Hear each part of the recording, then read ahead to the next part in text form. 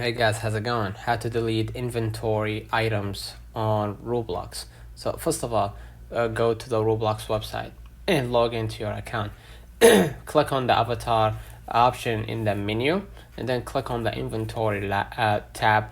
Basically, browse or search the item or for the item that you want to delete, and then click on the item to open its page. And if it's tradable item or an item, basically click the three bars right here, go to the avatar or click on the inventory, and then basically if it's tradable item you can or an item that you can delete, look for the option trash or remove. Note that most items cannot be deleted, but you can choose to sell or trade them if available. Remember, sometimes some items may not be deletable, especially purchased ones. So let me know in the comments if this video helped you.